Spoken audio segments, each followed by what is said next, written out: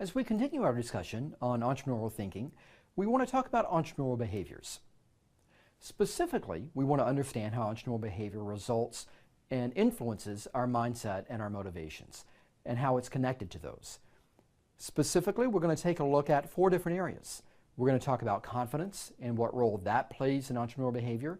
We're going to talk about interpersonal relationship skills, how well you work with others, how well you can engage, communicate, and build relationships with others.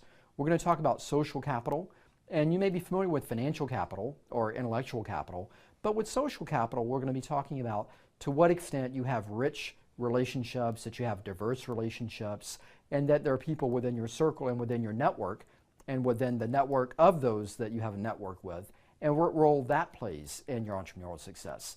And then lastly, we'll talk about risk tolerance. We'll also dispel some myths that entrepreneurs are risk-seeking, and instead talking about how entrepreneurs perceive risk differently than others. So we're looking at entrepreneurial behavior, and that will conclude the third part of segment 1 of the Canvas. And so with confidence, different than efficacy, which is more focused on a certain situation, confidence is something that's more of a steady state. It's more the element of, do you generally have confidence? Are you concerned with popular opinion? Are you concerned with being approved? Or are you willing to put yourself out there?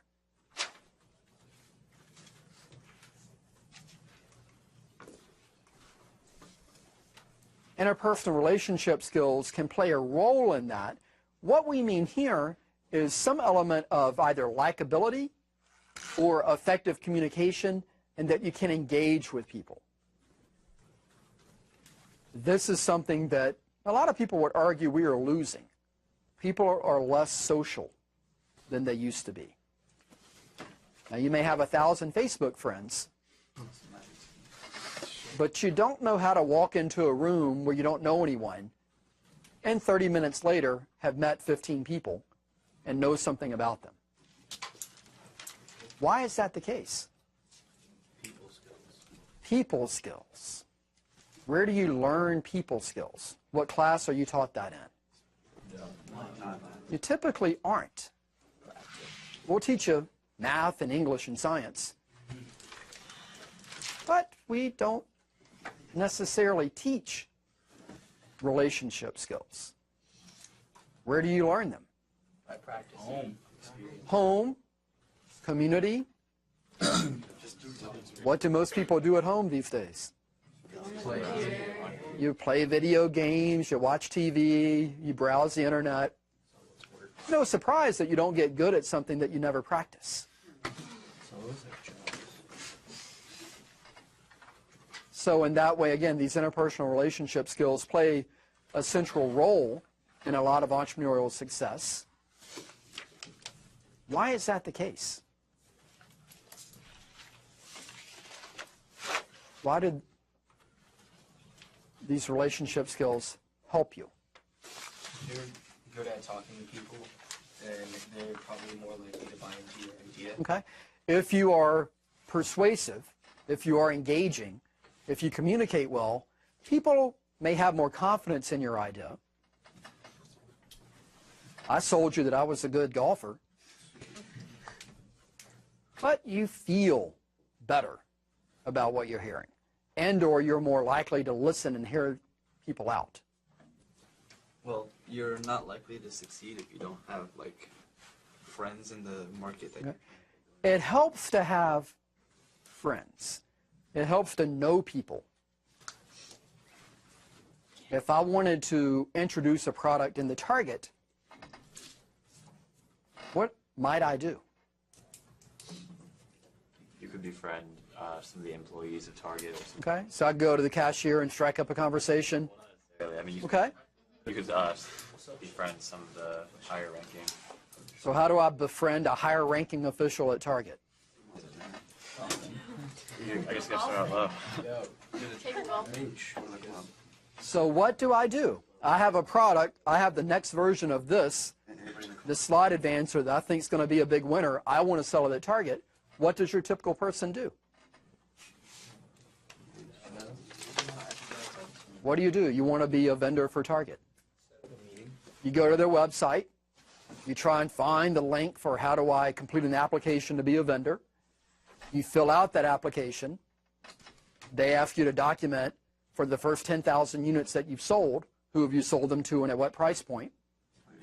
You haven't sold 10,000 units. You cannot complete and submit their application.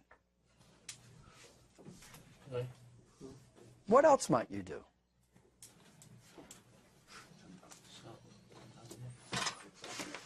Call them. Who do I call?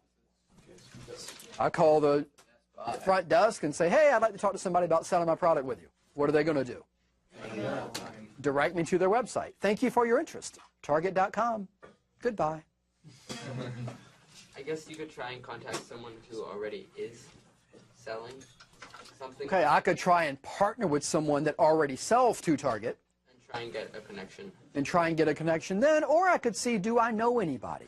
Who do you know? I happen to know a fair amount of people that are buyers for Target. How do I know people that are buyers for Target? Networking, or more so people that I went to college with. So in that way, again, it's staying connected with people you know, meeting people that are in your environment, and being aware of what it is they do, where they do it. And these days with LinkedIn and some other online platforms, it's increasingly easier to do that and find these connections. But to have the connections, there's some element of interpersonal skills that play into that on the front end. Social capital is a big piece of that. And social capital, much like financial capital, is kind of the measure of the size, the quality, and diversity of your networks. It's that element of who you know, as well as who they know. Anybody know the president? You know Barack, he knows you. I know friends with his No? Didn't ask if you were friends with somebody that knew, but you know him. Okay, so no one is directly connected. Okay, somebody knows somebody that knows him. That's your scenario. So you know his daughter, which one? Malia. Malia. Yeah. How do you know Malia? Several parties with her. Several parties. Watch out. Now the NSA in here. She owns a couple of my bracelets. Okay. Right. So, Right. and My school's right next to her school, and we're like in the same sports group, and so we invite each other to. okay, so kind of through a school affiliation. Very official. Okay. Anybody, and again, not that you met someone one time, but you know them, they know you, you have their cell number, they have your cell number, you know them. My friend's dad was roommates. Your friend's dad. So you're a couple of steps away. So I'm talking one step away. So we're still at the one level. Okay, so none of us are directly connected. One person is essentially connected by one. Wait. So one step removed. Our current president? Does it have to be Yes. our current president? Okay. So in that way, again, when you think about social capital, it's not only who you know, but who they know. So all of us are now 2 steps removed from the president. How is that the case? You know me. Because we know this guy. All right. What's your name? So if you have a message and you tell him, he's going to make sure the president gets your message? I'll tweet at Malia. Tweeted at her? Is that what you just said? So in that way, again, it's not a guarantee. Again, folks, stick with me. It's not a guarantee that you have an avenue that you can use whenever you want. But if you do have something of merit, if you do have something of significance, it's an avenue that you can get connected. The other element of social capital is this element of diversity. Typically, when we think about diversity, we think about age and gender and ethnicity. Particularly in entrepreneurship, I would think about it in terms of profession. Why is it good to know people that do different things? More opportunities for yourself. Louder? Opportunities for yourself. More opportunities. What's the opportunity? Can help you with your ideas from a different point of view. That you can get different points of view. If I have a business idea I'd like to talk with somebody that knows something about marketing. I'd like to talk to somebody that knows something about finance and law. And pending the industry, automotive or airlines or wherever it is that I think my client base is going to be. And if you know people in different areas, it gives you greater access to be able to get diverse and informed opinions. If I know 20 doctors, and that's all I know, that's good if I have an idea that's relevant to doctors. But I still might know something about marketing and finance and law. And I'm stuck looking through the yellow pages or searching Google to try and find somebody that wants to talk to me. And that's difficult to do versus somebody that you already have a relationship with. And so in that way, with this social capital, it certainly helps you be better informed. It helps your creativity because you're getting more input. It helps you be more efficient, and that you're not wandering around trying to find somebody. You know who to talk to, or they can steer you towards somebody to talk to, and you can solve problems better and faster. And in that way, folks with good networks save a lot of time and just get things done at a greater rate. And again, I think it's much easier to keep and maintain the relationships you have as opposed to those that you don't have and need to cultivate. So when we look at risk tolerance, what we're talking about in that element is recognizing that entrepreneurs are not necessarily risk-seeking, but they may perceive risk differently.